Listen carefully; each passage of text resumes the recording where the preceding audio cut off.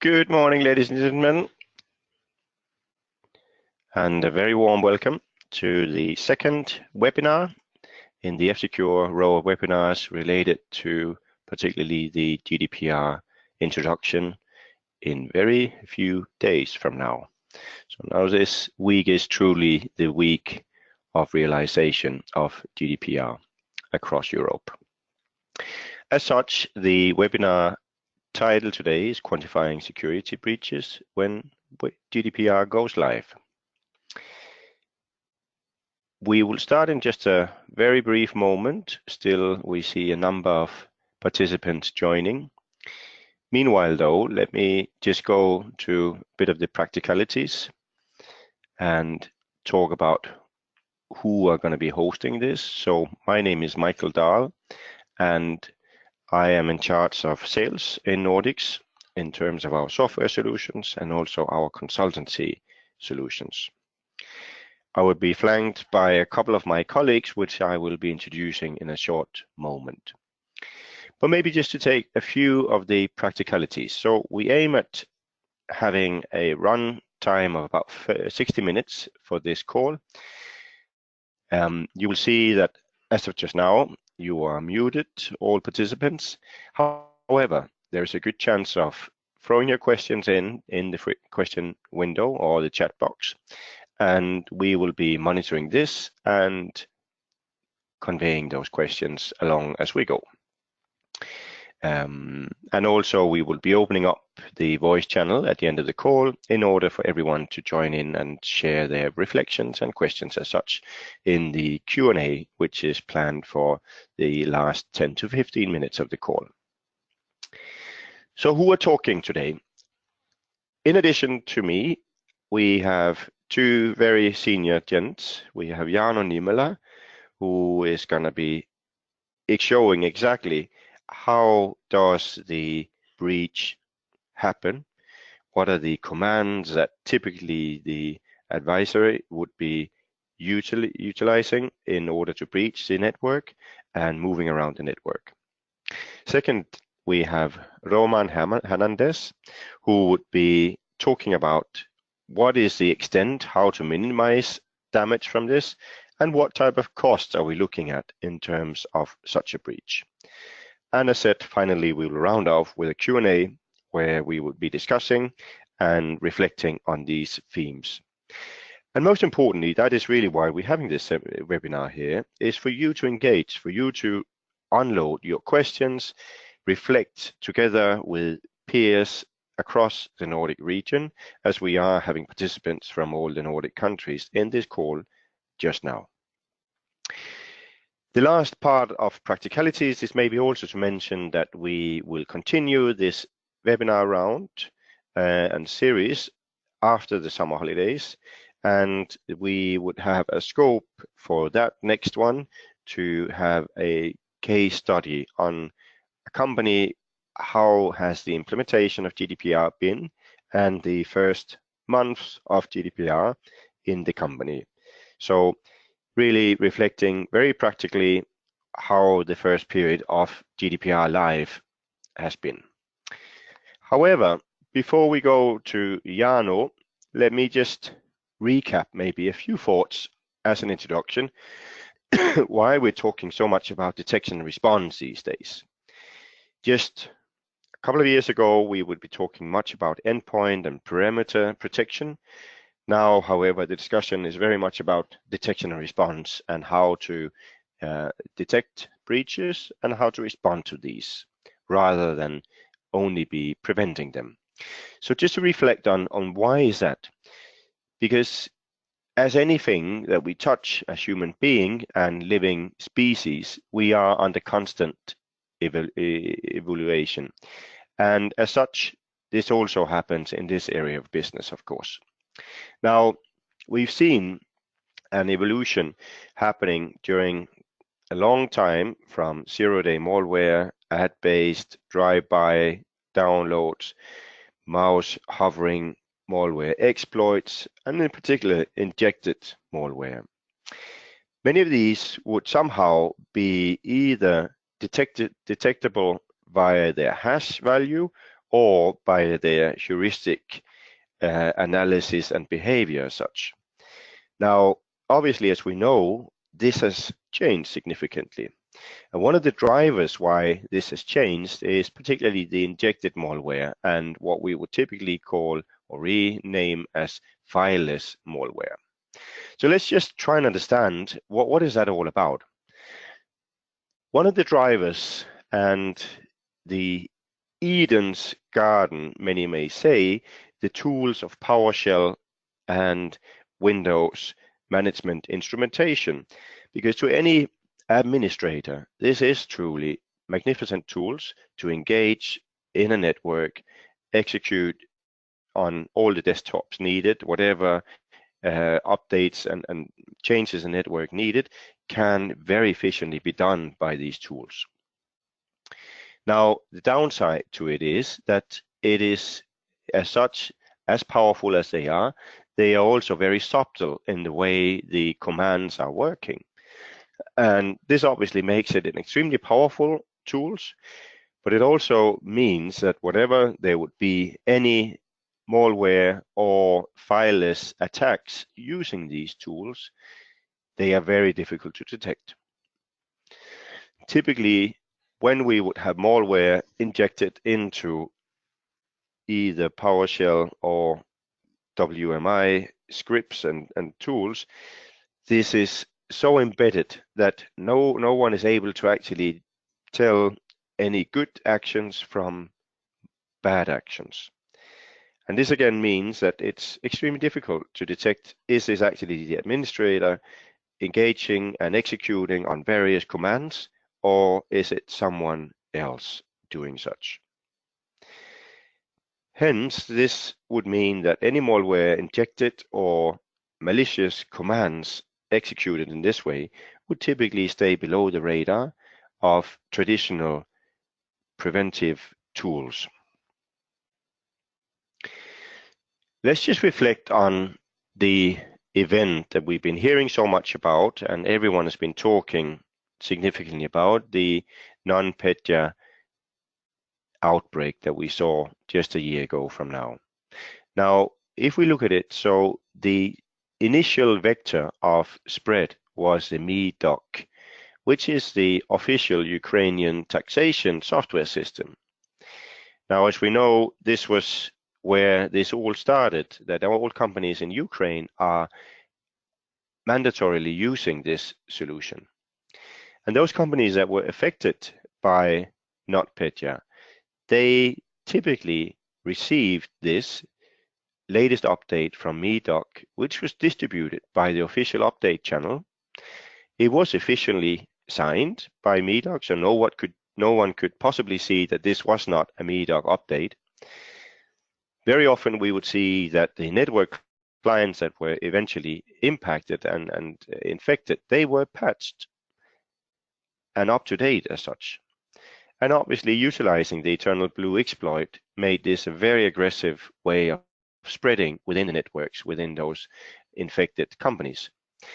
And secondly, obviously the lateral movements happened with the WMI, which enabled in compiling the list of next machines to attack, and such spread throughout the networks, not only within Ukraine, but globally. So in other words, these were companies who were very well prepared and who honestly didn't have much of a chance to detect what was going on or to even prevent an outbreak like this happening and the impacts from it. And this is what we need to keep back in mind, that this is the everyday of 2018, that we see very complex and intelligent attacks like this that would hit companies that feel that they've been preparing in many various ways and in best ways as such. In essence, this is why we're talking so much about the detection and response, because it is really a matter not only of preventing, but being on your guards and being ready for taking the actions when a breach happens. And this leads me very nicely to the next speaker, who is Jarno Niemelä, who is the principal researcher of our labs. He's been with F-Secure for more than 2 decades, and he will now exactly demo for you how this works. How are these adversaries attacking and moving around in the network? Jarno, please. Okay, let's start. So basically what the attack is about is getting an access to single computer and moving from there onward. It is very rare that the attacker would be able to get everything he wants directly from the first machine. So in typical cases, the attacker needs to move around. In this demonstration, we are having a minified version of a company environment here modeled in VMware. So we have a domain controller, we have a file server, we have Windows 7 workstation, and one Windows 10 workstation. So you're pretty typical setup, and multiple different operating systems, multiple patch levels. Everything is always tried to maintain up to date, but when you have a large enough organization, mistakes happen here and there. And these are the things that attackers are making use of. And then we have the attacker's toolset, and for this demonstration, we are using Kali penetration testing Linux, and on top of that, we are running Metasploit penetration testing framework and Armitage user interface. So common publicly available tooling, not the ones that would be used for attacks or what we would use for red teaming, but they are nice and visual, so they are more than perfect for this demonstration. And the technical traces they leave are identical to real attacks, which is very, very important whenever simulating attacks. It's not the user interface what matters, but what actually happens in the system has to be roughly equivalent of what is really happening. So in this case, we are assuming that the attacker has been doing his open source intelligence and has identified employees in the organization that he now knows well enough to be able to successfully social engineer them. And in this attack, we are using a document which contains the attack. The document contains your typical curriculum vitae for Professor Enid Gambi. Those who remember Monty Python might also remember Gumbies, so that's a reference to there, and also making sure that it's a rare enough name that probably not among the audience. So then our user is used to that whenever he does something, for example, wants to print something, he has to accept everything. So clicking enable, bloody yes, enable is something that is drilled in the backbone of anybody who's using Microsoft systems. But that aside, what's happening now is that the attacker has one of the computers under his control. So right now, attacker can access the first computer in the organization. And the next thing that the attacker would do, which we are skipping in interest of saving time, would be doing a local search. Does this computer happen to contain anything interesting? Unfortunately for the attacker, he was not that lucky. So he has to be able to move around in the organization. And the first thing in order to be able to move around is to be able to steal credentials that are something more powerful than user credentials. And for that, he needs to first bypass the UAC control. So, you know, the one that where you have to click that, yes, I want to run something as an admin, which is inconvenient for the attacker. So attacker is bypassing that. And the way he was able to bypass that was that he analyzed the target computer, identified a vulnerability, and then executed an exploit against that vulnerability. And here we are using unpatched systems because we are using publicly available toolings, but unfortunately, it is very, very difficult to build an operating system so that it would be resistant against local attacks. So that means that even when you have an up-to-date system, it is very likely that attacker will know one way or another to obtain higher credentials. So now the attacker has a second session open, and in here, since he has bypassed the user account control, the next thing that he can do is to enable, That wasn't by intention. I actually opened an VNC session there. One thing that also is very interesting is that attackers do make mistakes. And that is one very efficient way of catching the attacker by mistakes. So now the attacker has obtained system access control or system level access into the system. The next thing he needs to do is to migrate from one process to another, because obviously the process that was started by Windows Word doesn't have an access to a user credentials. So let's get to winlog.exe, which obviously has to have an access to passwords. So now we are obtaining access to Windows winlog.exe, and after that we can then dump the password hashes. So we open Windows Digest, and then we are stealing the username and password. Now we have the username and password, which would be already quite useful if the organization is using cloud access or Windows domains for any kind of cloud access. And this is the first thing you have to make sure, that when you are dealing with GDPR or data that is under GDPR, never ever allow any access to that kind of data only with username and password. You always have to use multi-factor authentication, which for Windows domains is relatively easy to enable nowadays. And then there are many other multi-factor authentication systems. But always when accessing critical data, just log into a computer or enter a username and password is not enough. Always use multi-factor authentication. If this would be a real attack, I would have the user's PC under control, but I wouldn't have the user's phone. So that would be at least significantly more effort. And maybe I would have an exploit against user's phone, maybe I wouldn't. So that already is a very effective protection mechanism against these type of attacks. The second thing that attacker was able to steal was the domain admin's username and password. And using this information, he can now move onwards. So now the attacker has been scanning the local network, and he has been finding a couple other computers. So let's have a look what these computers are.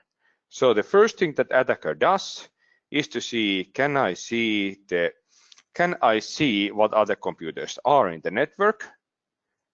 Okay, it seems that NetView doesn't work, which is something that is an inconvenient for the attacker. But then again, what the attacker can do is use netuse. Oh, there's a file server, and there has been a share in there. So let's look what is the IP address of the file server. And this is the way the attacker is mapping the local network. And the file server is 011. Oh, that must be the file server. So let's port scan that, and then we can log in to the target system. So now we are using the stolen domain admin credentials, and then we need the domain name. Yeah, we are using the system I'm using for demonstration auto-generates domain names, so they are not the easiest ones to remember. So now the attacker is laterally moving into the file server. This file server might have interesting information. So now the first thing that the attacker does is to route his traffic through the file server so that it doesn't look like that he would be accessing every target system outside, which might cause network intrusion detection systems to trigger. So now the attacker is in control of the file server. And in the file server, he can obviously check, is there anything interesting in the file server? Oops, that was the process list. So let's explore the file list. So now the attacker is waiting for the access to the file system. Okay, so Windows, that doesn't contain anything interesting for the attacker. Let's see what we have here. Shares, file share. So in this case, this is source code. This source code might be the next step that the attacker needs to do in order to get access to GDPR protected data. Let's assume that we are talking about a victim organization that is a modern organization. So their servers are hosted in Amazon, which is very typical and actually highly recommended because Amazon takes very good care of their servers. But however, that source code most likely will contain the API keys used to access data. So protecting your source code is of vital importance when we are talking about the code that does data manipulation. You do need to have the API keys somewhere, either in the source code file itself, which is probably not recommended. They can, but even if they are not there, it needs to be in some kind of file accessible by the source code and or accessible by the program. And if it's accessible by the program, it is accessible by the attacker. So if attacker gets access to source code repositories, it is very likely that he will get the API keys. And remember, this was how the Uber case happened. So when Uber lost the users and the drivers' data, that was because the attackers were able to obtain developer credentials by which they were able to access GitHub, they were able to obtain API keys, and then they were able to download the data straight from the Amazon. So do remember to keep a very good care of your source code. And then the last case that the attacker might be using in order to find something interesting is then the other workstation visible here in the network. So he is logging into this target computer. So now he is logging to the last computer in our exercise, and this is a developer's computer. So this is the computer that the developer is using, and on this computer there might be API keys provided that they are not straight on the source code. Of course, what is very typical for the attacker is that things never work like they should. So let's retry the attack. So this is something that is very typical. So things are not, attack tools are not reliable and they are prone to failure. And that means that not every step in the demo attacks are always possible. And so thus the attacker's motto is try harder. And let's see, are we able to get into this target system this time, or do we have to result on hacking just 2 systems? The attack tools don't have nearly the quality control your normal software has. So sometimes they work, sometimes they don't. And in this case, it seems that demo guards are not with us. But let's have a look what this attacker looks then from the defender's point of view. So this is the view provided by our F-Secure Rapid Detection and Response system. And in here, what we have been doing is running an analysis of the attacker actions. So for example, we can see what kind of operations attacker has been doing. He has been doing recon activities, abnormal process relation, command and control. Let's have a look at the command and control. So in here, what we can see is that, okay, NetExe has been used for recon. And then in addition of that, there has been PowerShell abuse, so obfuscated PowerShell.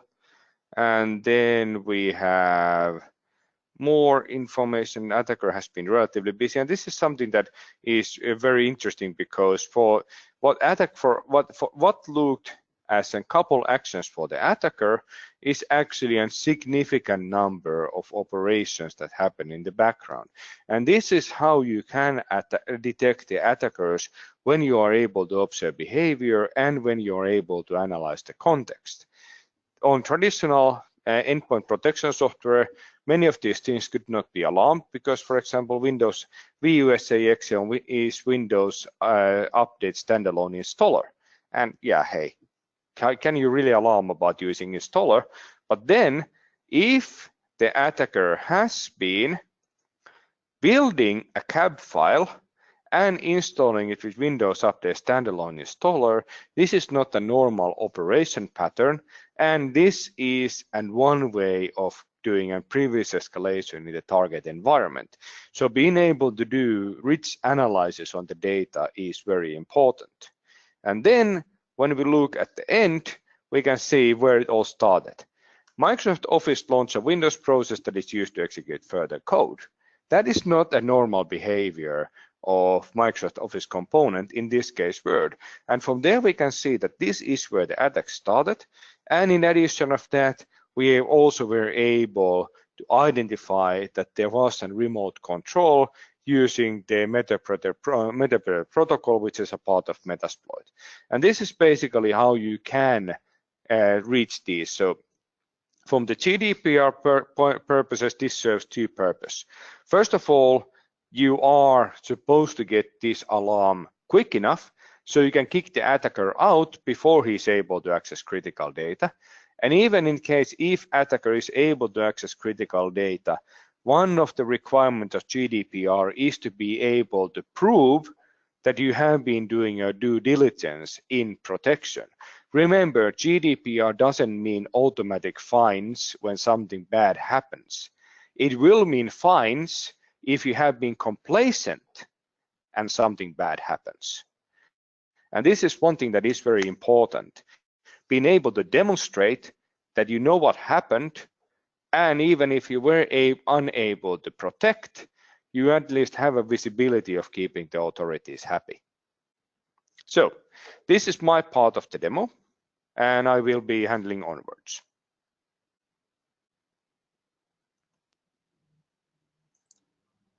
All right. Thank you, Jarno. You make it look easy.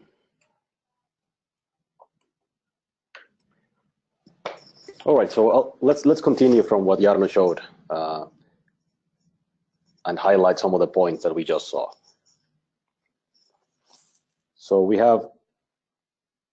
are basically at T-3 days for the May 25th deadline of GDPR, when it basically becomes enforceable. So let's just recap, as I'm sure most of the audience already knows, but just spend a couple of slides on just summarize what GDPR is all about. It's about personal data. So it's about protecting privacy and personal data of the end users, or as GDPR calls them, the data subjects. And the personal data in the scope of GDPR, as you probably know, is any data that identifies an individual, where it's a name, IP address, cookies, but there's also a special category of personal data that has extra protections. So that would be health data, genetic data, biometric data, racial or ethnic data, political opinions, and so on. So that those special category of personal data have extra protection. And another thing that GDPR highlights, it has talks about data controllers and data processors. So which are the ones that control what data is collected and that do the processing for them. And some might be a controller or a processor, or they might be both, depending on the business and what role they play in that user's data. And these data processors and controllers have obligations according to the GDPR. There's things that they must do and they need to follow. Things like data protection by design, obtaining consent to process the individual's personal data. One of them is also breach notification.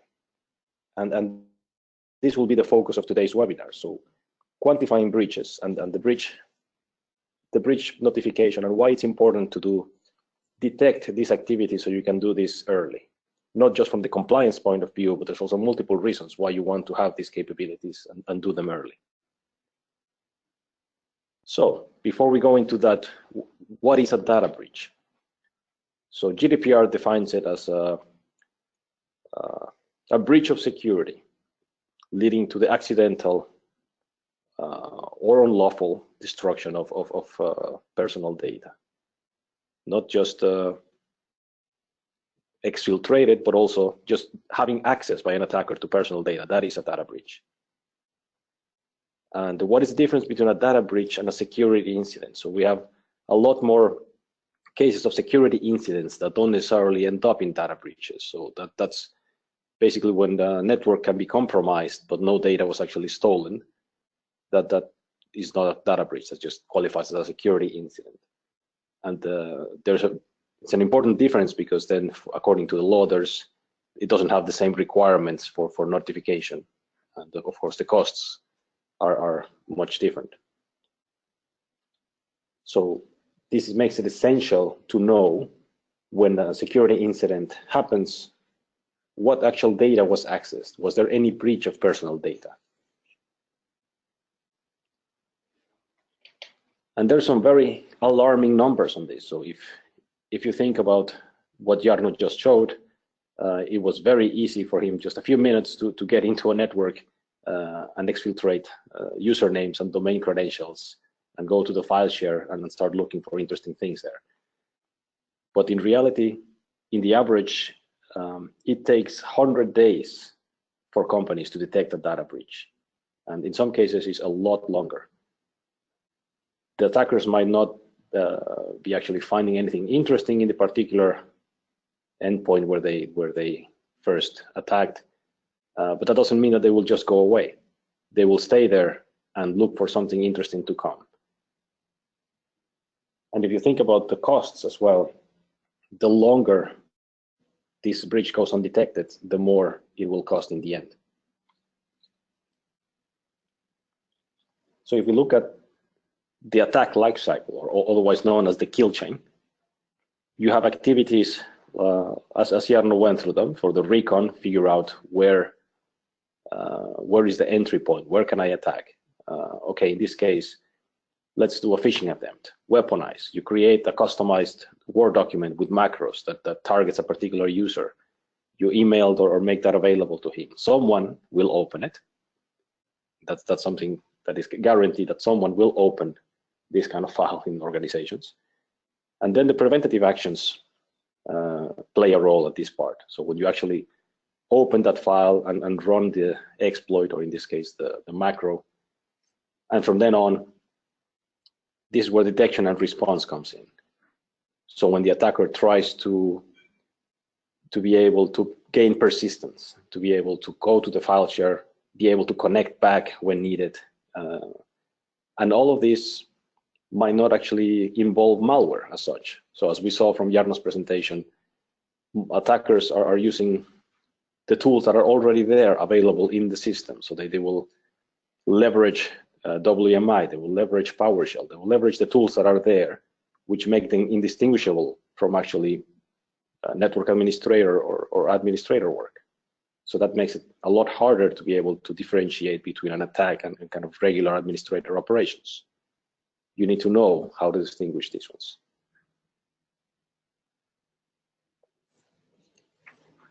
What's also interesting, this is research from Manta, that they did a research of about 1,400 small businesses, and almost 90% of them believe that they are not at risk of experiencing a data breach.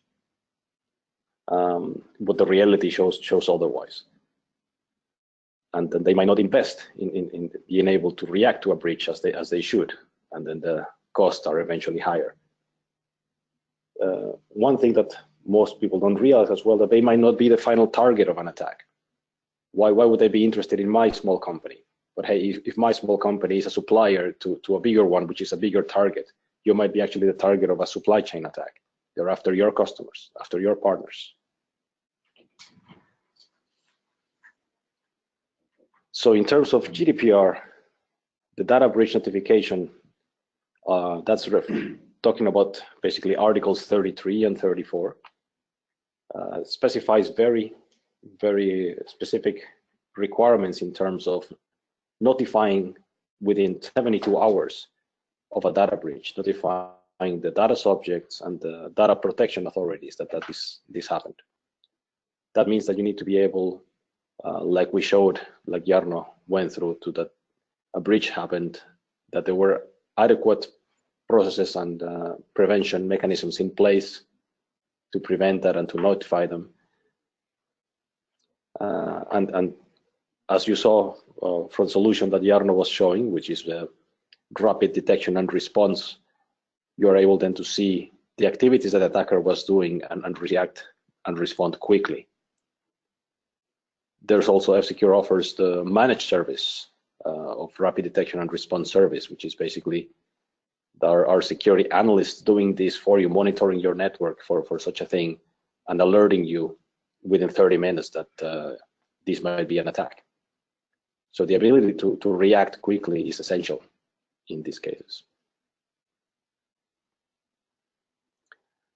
If you are wondering as well that, hey, that 72 hours, how does that apply? If it's just when I notice that there is a breach, well, there might be a little wiggle room there. But in fact, half of the breaches, for example, in 2017, were discovered by an external source.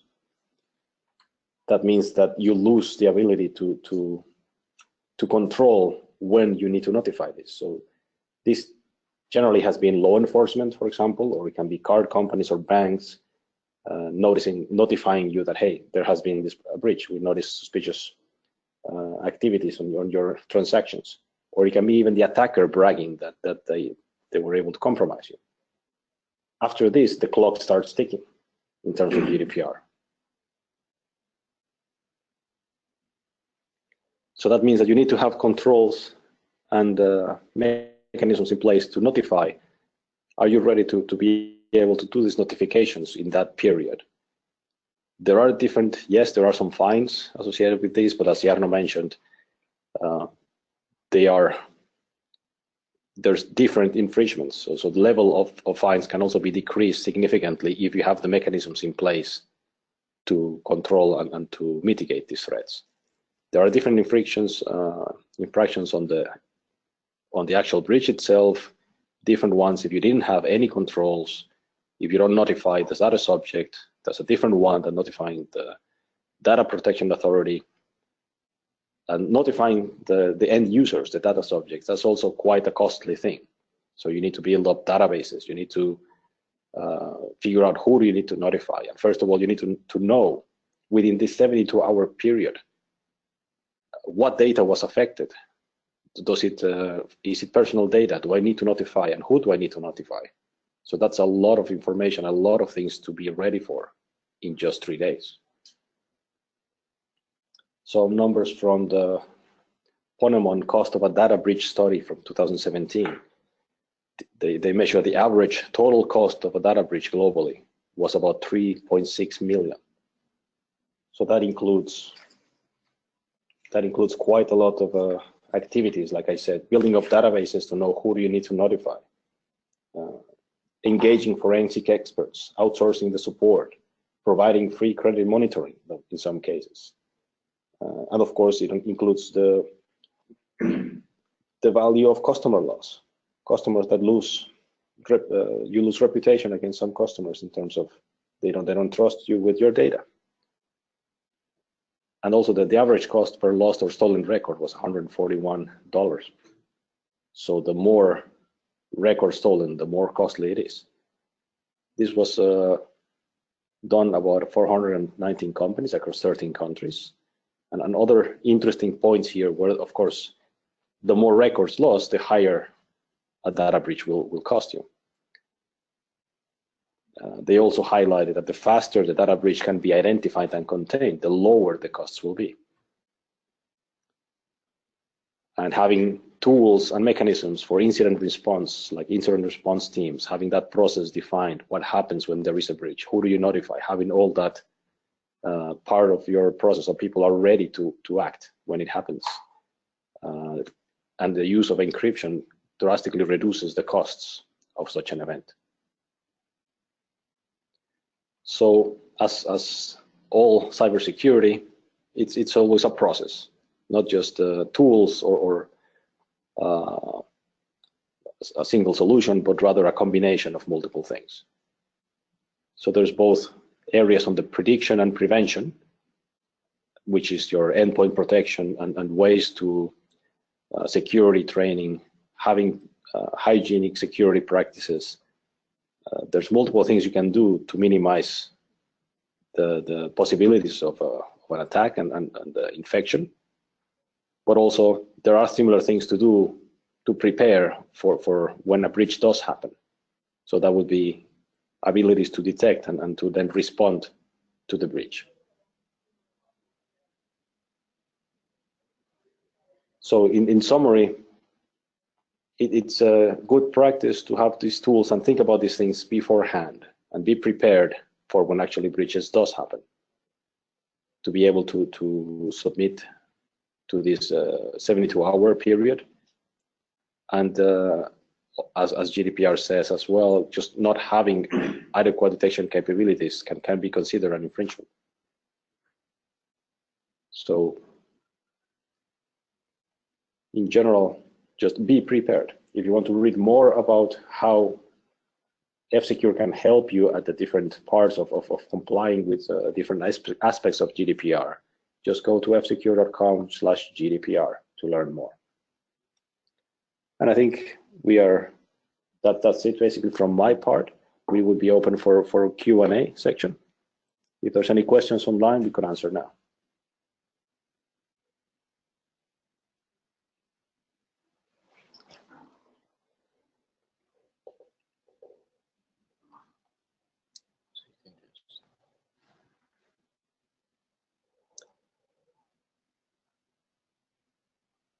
There is at least one question that was already there from the beginning regarding .link viruses. If I'm recalling correctly, that might be viruses or malware which kind of removes the association between links and the actual thing that they're linking to. So we would need more details about that really to go through. It's something that, yes, it should be detected by the endpoint protection products, and there's multiple ways to fix those.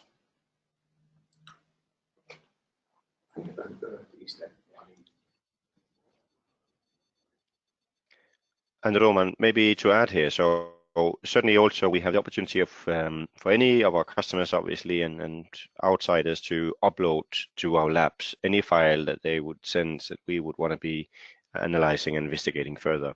So if any question to files like this, there is a very neat upload opportunity from our website in order to submit this to our labs. And then as soon as we get then the signature to it or whatever, we would recognize it, it would be detected as such. Yes, good point.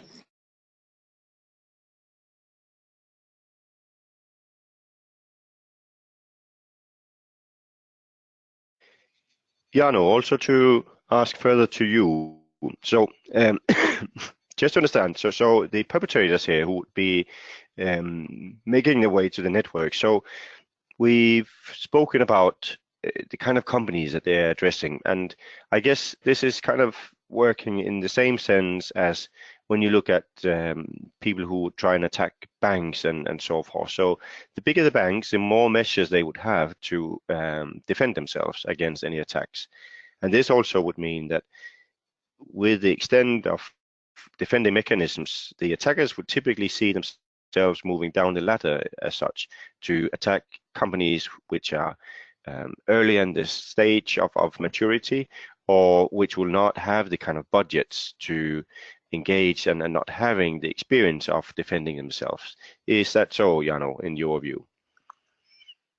Well, on my view, it is that most likely what we are going to see is a nasty side effect of GDPR, which is that in addition of just making sure that the companies do focus on security, it kind of puts a price tag that the attacker knows how much they can demand for the data. So that means that most likely we will see new type of ransom. Instead of encrypting and denying access to data, they will steal the data and threaten to publish it if you don't pay. Of course, paying and hoping that the attackers are silent is already a breach of GDPR, because you're supposed to notify about breaches. But a desperate or unprofessional organization might be tempted to accept the attacker's offer. So we are going to see new types of ransom, and this is holding the data and you might still have an access to it, but the attacker simply threatens to leak that if you don't pay. And by the way, about the .lnk viruses, I think that in many cases the LNK file itself is just a launcher for malicious component. And we might have been eliminating the malicious component, but the launcher for that is not as easy to identify technically to be malicious, since it's just a launcher and it doesn't do anything malicious by itself. So there's many different ways of abusing LNK files. It could contain a direct PowerShell payload, in which case it is malicious and we should detect that. Or if it is a launcher to an actual malicious file, well, then technically identifying that LNK files would also be cleaned is not always so trivial, because it's just a pointer to an exe, and being a pointer, it's not malicious by itself. So LNK is a shortcut and a launcher, and then how it is being done and what it launches defines whether the LNK is something that can be handled technically, or is it just something the human needs to identify and remove.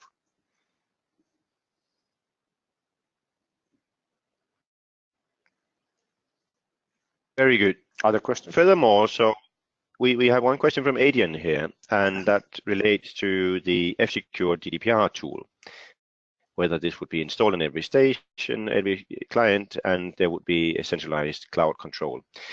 And that is certainly the case. So the GDPR tool, if you may say so, I'll rather call it a detection and response tool, is called F-Secure Rapid Detection and Response. Now, this is a solution that would, exactly as you mentioned, be installed with a sensor on each client in the network. These sensors would continuously report the movements in the network, and these will be multiple in the millions of events that would happen every day and week as such. Now, the challenging part comes of having this filtered down to those essential movements and events that you want to be looking at, and where you would actually be able to handle this from a practical point of view. And this is what the algorithms, the cloud structure that we built does.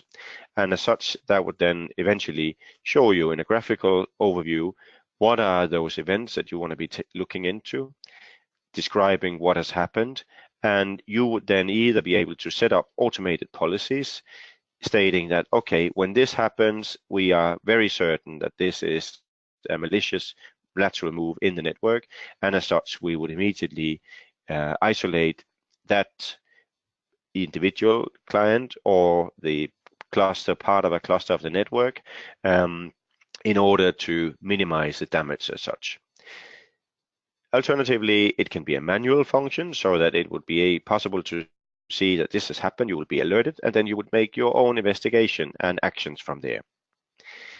Finally, as mentioned and related to the GDPR part, is exactly the reporting component, because eventually from that moment that you detect what has been going on, you would need to compile the overview, the flow of what happened, and you would be able to and would need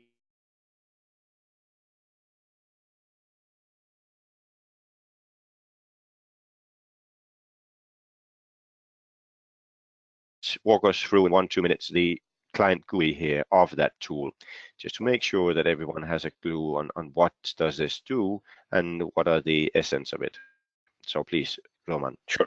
Thanks, Michael. So this is what you're seeing, what also Jarno showed, is the dashboard of our rapid detection and response tool. So this is what partners would use to basically get an overview of all the companies that they're managing that are having these sensors installed, that are reporting these billions and millions of events back to our security cloud. And out of those, filtering down into actual suspicious events and further down into detections and the ones that are possibly attacks. And as Jarno showed, the details of the attack would be then visible here in terms of what was a suspicious event, that hey, MS Office launched a Windows process. That's quite suspicious and not typical behavior. And the one thing that would be available here, so that's the kind of recommended action. So for the response part of what then you're able to do to react to that. You can actually start informing the end customer, saying that, hey, this is behavior that is happening here. Is this something that you're doing, or is this something that you're not? This is not supposed to be happening, and then you're able to confirm whether this is an actual incident or just some testing or administrator work. And then you're able to perform things like isolate the host, to isolate contain the spread of this event, so that attackers are not able then to spread further, as you saw from Jarno's demo, that the attacker would then go from one host further into the network, trying to see what else is vulnerable.